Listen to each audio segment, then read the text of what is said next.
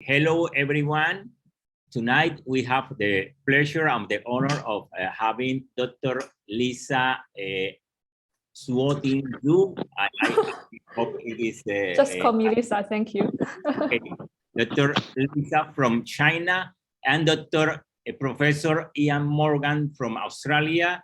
And they will share with us a very interesting experience with a new option to control myopia using repeated low-level red light treatment.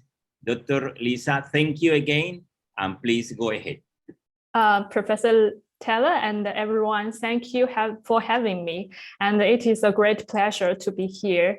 And I would like to give the presentation in terms of our recent clinical trial, where we explore the efficacy and the safety of the repeated low-level red light therapy for myopia control. And I'm going to share my screen. Okay.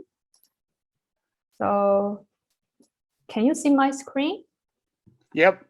Yeah. Yes. Okay. So hi, this is Lisa.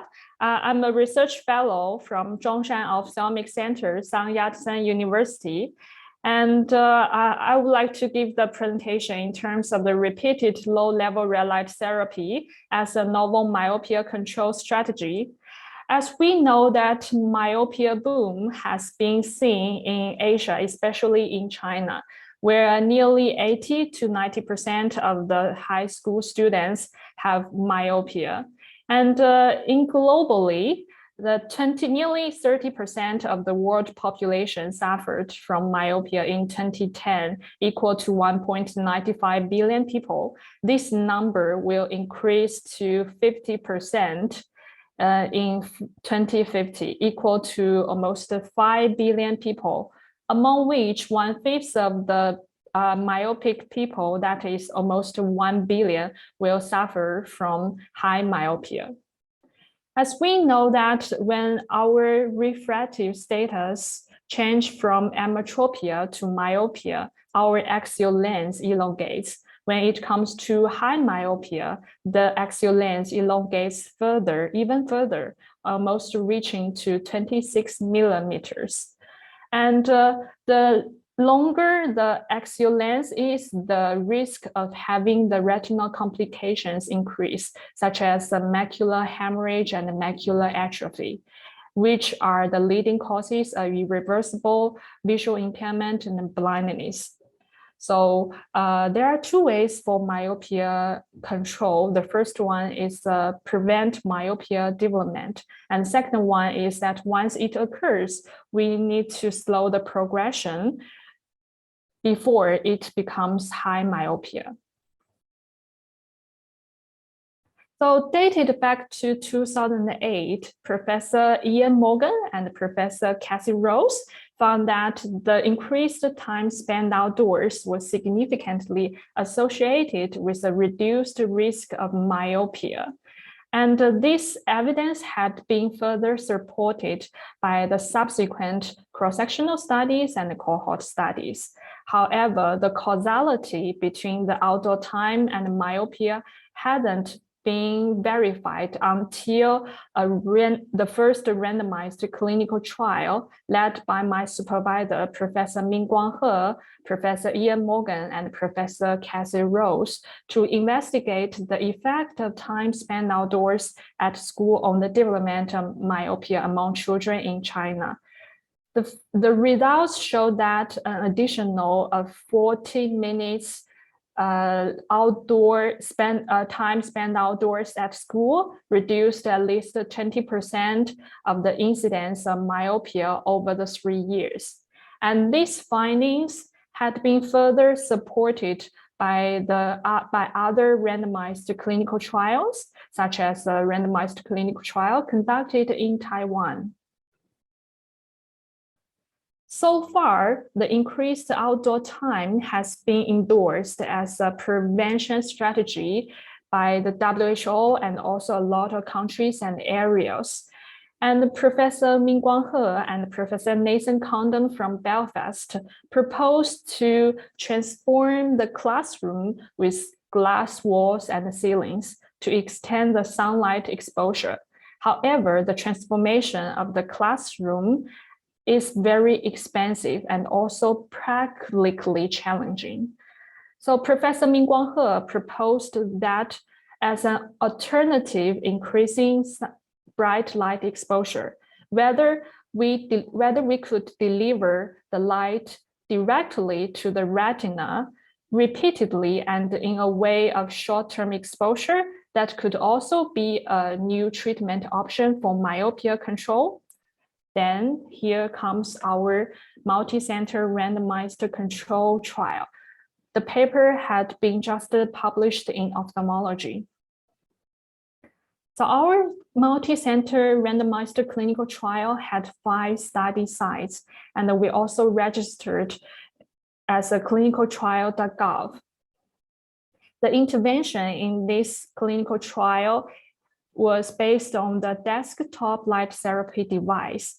All children in the intervention group brought the device back to home and performed the treatment under the supervision of parents and guardians. The treatment strategy was 3 minutes per session, 2 sessions per day with an interval at least 4 hours, and 5 days per week. In terms of the retinal light exposure parameters, it was generated by a semiconductor, and the wavelength of the light is 615 nanometers. The power of the light was classified as class 1. The power of the light was 0.29 milliwatts, which was less than the maximum power for the class 1 for the laser classification first, that is 0.39 milliwatts. And in this way, that the light is inherently safe and there's no possibility of eye damage. This device has been used for amblyopia treatment for the past few decades. And after the completion of our randomized clinical trial, the CFDA had granted this device for the indication for myopia treatment in 2021. The inclusion for this clinical trial is that the children aged between 8 to 13 years old, the cycloplegia spherical equivalence is between -1 to -5 diopters. The astigmatism is no more than 2.5 diopters, and the anisometropia is no more than 1.5 diopters. The best corrected visual acuity is at least 20/20. And we exclude the children with strabismus and ocular systemic abnormalities, and also prior treatment of myopia control, such as low-dose atropine and also keratology, and also other contraindications determined by the researchers. The inclusion and exclusion criteria in our clinical trial is almost the same as the DIMS clinical trial. The DIMS is a specially designed spectacle lens to slow the myopia progression, which showed a very promising efficacy in controlling the myopia progression. And the primary outcome is axial lens. The secondary outcomes is cycloplegic spherical equivalence and ocular biometries other than axial lens and the visual acuity. The optional outcomes for this clinical trial is optic coherence tomography, because we derived the choroidal thickness from the OCT, and also we want to find out whether there was structural damages from the OCT scan. In total, we included 264 children. And because we had 5 study sites, we performed the central randomization. In the intervention group, children performed the treatment, the light treatment twice per day and 5 days per week. And the 1 month, 3 months, 6 months, 12 months follow-up visit were scheduled to find out the efficacy and safety of the repeated red light therapy.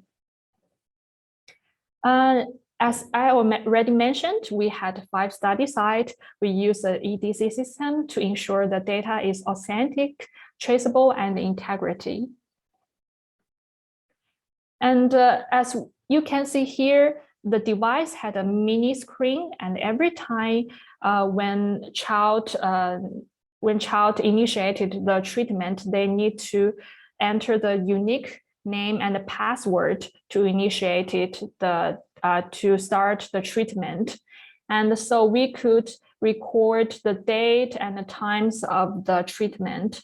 This data would be synchronized to the cloud platform. The researchers could, at the back end, to see the compliance data, and if the child performed the treatment less than 8 times per week, a reminder message will be sent automatically to the children's parents and guardians to improve the compliance to the treatment. In terms of the baseline characteristics, the intervention group and the control group were well balanced for the demographics and baseline ocular characteristics. For the primary outcome, compared to the control group, the children in the intervention group had almost 70% treatment efficacy in controlling the axial lens elongation. As I just mentioned, that we could trace the compliance data. So when we classify or characterize the treatment compliance into several groups, when the compliance increased to over 75%, the treatment efficacy increased to nearly 80% in controlling the axial elongation. For the secondary outcome, the spherical equivalency refraction progression, we found that compared to the control group, the intervention group achieved nearly 80% efficacy in controlling the myopia progression. When the compliance increased to over 75%, the efficacy has increased to nearly 90%.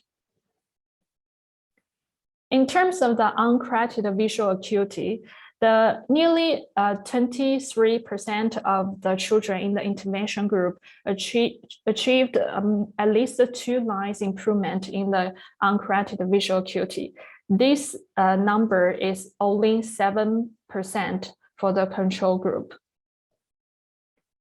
And we had 2 study sites to perform the OCT for the children. And we can see that the choroidal thickness increased significantly in the intervention group. However, in the control group, consistent with the myopia progression, the choroidal thickness decreased over the time. And for the safety indicators, the best corrected visual acuity as an indicator for the vision functions, and we found that the proportion of children achieving at least 20/20 was similar between the intervention group and the control group. At the initial stage, there was only 2 children complained about that the light was too bright, so they couldn't tolerate. So they just decided to withdraw the study and stop the treatment. In terms of the adverse events, there was no severe adverse events defined as at least 2 lines sudden vision loss or perceived scotoma in the central vision. And we also conducted the in-depth interview for the 6 participants discontinued the treatment in the intervention group. As I just mentioned, 2 children complained that the light was too bright, and 3 of the 6 participants, they went to the boarding school, so it was really hard for them to comply with the treatment. So they just decided to discontinue the treatment. And one of the child in the intervention group decided to choose the orthokeratology lens as a myopia control treatment. So in summary, this device was a home use device. It was very convenient to comply this treatment. This treatment is only 3 minutes per session, 2 sessions per day and 5 days per week. in terms of the efficacy, the intervention group achieved nearly 70% of the efficacy in controlling the axial length elongation and achieved 80% to controlling the spherical equivalence refraction progression. And when the compliance increases over 75%, the efficacy was nearly 90% for the myopia progression. We also observed some interesting findings that nearly 20% of the children in the intervention group had the axial length elongation over 0.05 millimeters. This is the measurement error for the IOL master. And nearly 5% of the children in the intervention group achieved axial length shortening over 0.2 millimeters. And we had 2 study sites to perform the OCT, so we could derive the choroidal thickness in these 2 study sites. And we found that the choroidal thickening only explained 2/3 of the axial shortening. So that means the actual ocular length shortened after the treatment of the repeated low-level red light. And that's all. Thanks for listening. And I'm really honored to be here. Dr. Lisa, yeah. Thank you for your very interesting talk in this new alternative that looks very promising to control myopia progression. Yes. And okay, so I have some questions that indeed you have already answered for me, some of them, but maybe they are interesting also for the audience. Is in this moment in China, this is an accepted option in order to treat myopia. Is it right? I think in 2021, I think it's in October or November in 2021, the CFDA had granted this device for the indication of myopia treatment. So it's officially granted device for myopia treatment right now. And as this device has been used for amblyopia for the past few decades, so the safety is well established in my opinion. And so that's the current situation. Perfect. And so in amblyopia treatment, it has been used for several years. No, actually, it has been used for amblyopia treatment for the past 10 or 20 years. But our study was the first study to investigate this device treatment efficacy and safety for the myopia. Yes. And so I think this clinical trial was an investigator-initiated study. So previously, they may use it as an off-label, but for the myopia indication after the October 20 last year, it had been used for the myopia treatment. Okay. And could I just add a comment there? In terms of its use for amblyopia, correct me if I'm wrong, Trotting, but I think there's no real evidence that it works. It has been widely used, but I haven't seen a clinical trial that demonstrates efficacy in controlling amblyopia. That's true. That's true. But it's widely used in China, but still not well-established evidence to say whether it is efficacy in controlling the amblyopia. Yeah. Interesting. And the idea is, or do you think that this would be the only option in order to treat a myopic child, or do you think that in the future, combination of treatment will be the best way, or what do you think about? Because next week we will have a very interesting talk about a new medication that could be an option to combine different alternatives. Yeah, this is an interesting question. Actually, in terms of the treatment, myopia treatment options, I think we have a lot of options out there. For example, the spectacles, the dim spectacles, and low dose atropine, which has been investigated for the past 10 years, and also keratology. And now currently we have an alternative choice is repeated low-level red light.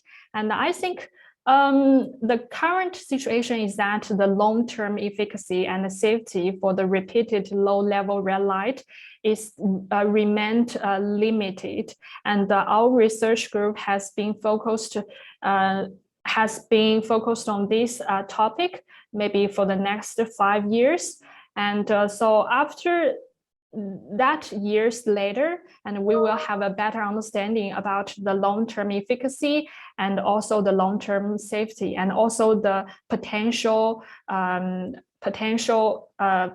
how to say that, the rebound effect, because we know that a lot of myopia treatment options have rebound effect, such as the low-dose atropine, and we wanted to find out more about the repeated low-level red light therapy. And in terms of the combination of the treatment, I think the first line treatment for myopia should be the single treatment option. For example, whether you could try spectacles or also keratology or low-dose atropine. And if that doesn't work, and then we would try to combine the treatment together. Yeah, that's my understanding. Professor Ian, maybe you can dive in or correct me. No, I think that's absolutely right. I think the thing we need to think about when we're talking about rebound effects is if you've got a safe treatment, why would you stop until into the 20s when refractive development is all over? So I think we're making a bit too much of emphasis on rebound effects.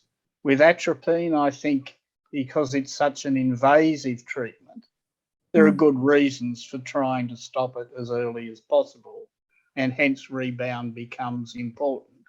But the rebound's not big with low dose. But for something that's perfectly safe, like the dim spectacles, in principle that should be very safe, why not just keep using them? And the evidence on the red light device is equally, it's safe, so why not keep using it until refractive development, plasticity has declined to minimal levels? Yeah. Okay, and finally, I wonder, in Australia, the device is also being used now, currently in Australia? No, actually, in Australia, we want to conduct a small clinical trial to verify or investigate the efficacy and the safety in the culturally diverse myopic children. And we wanted to include not only the Chinese children, but also the Caucasian children and the Indian children to see whether this repeated low-level red light works for them, and hope it would be a promising results, and this device could be adopted by another countries and other ethnicity children. Okay, Dr. Lisa, Professor Morgan, thank you again very much for your presentation, for sharing with us your knowledge on this topic, very interesting topic. And we will see you again in 1 week. Yes, indeed.